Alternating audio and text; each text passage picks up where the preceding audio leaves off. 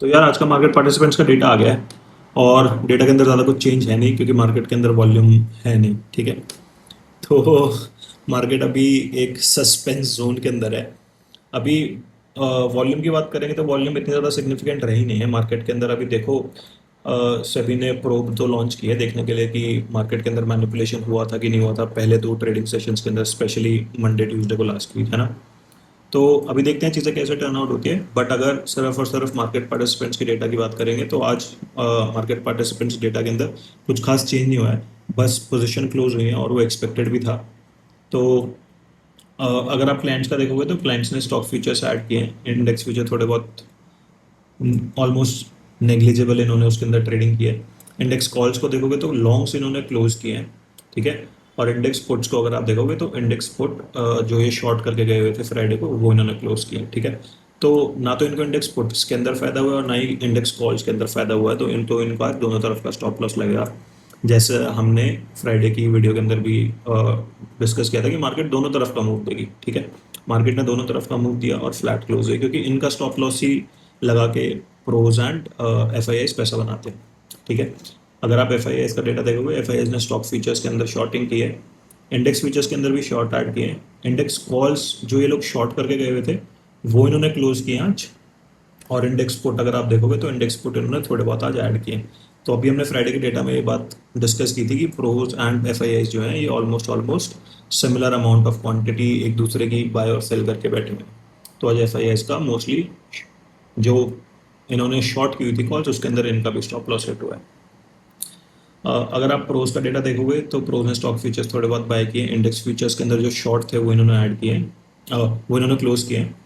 Index calls का देखोगे तो लॉन्ग्स भी इन्होंने जो बाय किए हुए थे कॉल्स के अंदर, जो लॉन्ग्स थे उनसे भी ये निकले और इंडेक्स पुट्स में से भी ये निकले जो इन्होंने इंडेक्स पुट बाय किए हुए थे, है ना। तो आज जो भी दोनों साइड का मूव आया है उसके अंदर प्रोज ने ही ये डेटा देख के मुझे लग रहा है कि पैसा बनाया है। ठीक है। तो अगर अगर अभी मैं नेट पोजीशन की बात करूँगा तो मोस्टली अभी प्रोज के पास जो पोजीशन ओपन है वो मोस्टली अभी कॉल्स और पुट्स दोनों तरफ की लॉन्ग है, लेकिन कॉल्स के अंदर उनकी ज़्यादा लॉन्ग पोजीशन है। ठीक है।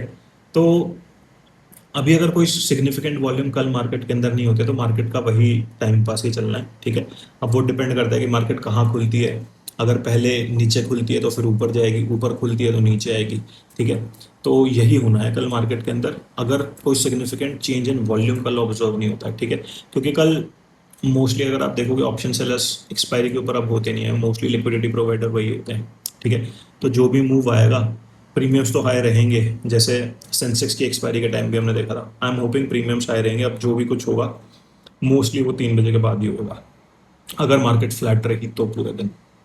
वरना दोनों साइड के तो मूव आने हैं क्योंकि प्रोज के पास अब दोनों साइड की पोजीशन है। मोस्टली कॉल्स इनके पास ज़्यादा एक्यूमुलेटेड है। और अभी अगर आप देखोगे तो ये इंडेक्स फीचर्स के अंदर भी लॉन्ग ऐड कर रहे हैं। तो आई एम अज्यूमिंग कि कल एक डिप आएगा तो मैं कॉल्स बाय करूंगा या तो मैं फ्यूचर्स बाय करूंगा, इन दोनों में से एक चीज़ करूंगा।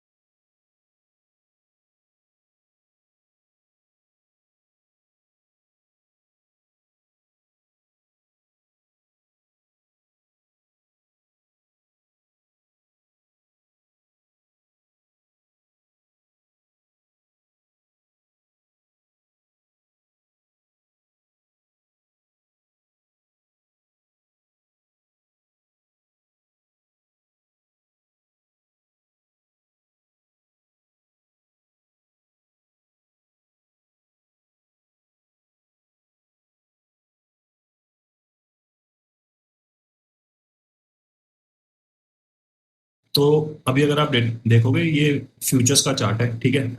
स्पॉट के चार्ट पे एनालिसिस करके कुछ फायदा है नहीं। 70-80 पॉइंट फ्यूचर्स के चार्ट से नीचे ले लेना स्पॉट का चार्ट, उस हिसाब से लेवल निकाल लेना। ठीक है। क्योंकि स्पॉट के चार्ट के ऊपर रैंडम कैंडल बनी है, कुछ फायदा नहीं है एनालिसिस करके। ठीक है। तो अगर आप फ्यूचर्स का डेटा देखोगे मार्केट नीचे क्लोज हुई बट मार्केट ने एक अप ट्रेंड दिखाया क्योंकि डेटा बुलिश था।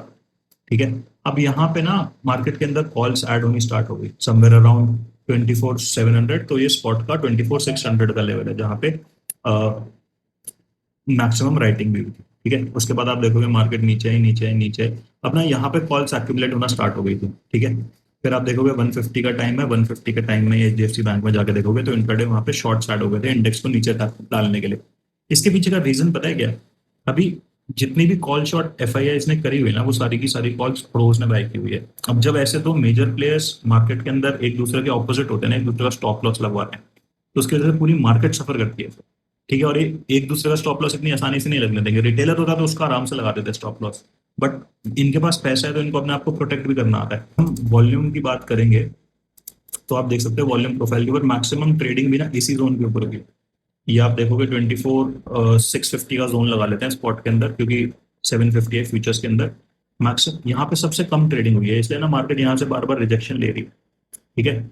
और इसके बाद अगर मेजर मेजर आप एक जोन देखोगे वॉल्यूम का, तो वो ये है विच इज समवेयर अराउंड 500। तो स्पॉट के अंदर 400 का जोन लगा लेते हैं। और फिर उसके बाद जो एक मेजर सपोर्ट जोन है which is somewhere around like 318, तो स्पॉट के अंदर 200 का। तो 24,200 और 24,300, 400, ये दो मेजर सपोर्ट्स हैं। अगर मार्केट यहाँ से नीचे आए तो यहाँ पे सपोर्ट ले सकती है। अदरवाइज यहाँ पे जब तक अभी और वॉल्यूम ट्रेड नहीं होगी ना, तब तक मार्केट के चांसेस ऊपर जाने के ज्यादा है नहीं। वरना मार्केट ना फिर यहीं पे टाइम पास करेगी और लोगों को और ट्रैक करेगी, जब तक मार्केट के पास इनफ लिक्विडिटी नहीं आ जाती, ठीक है।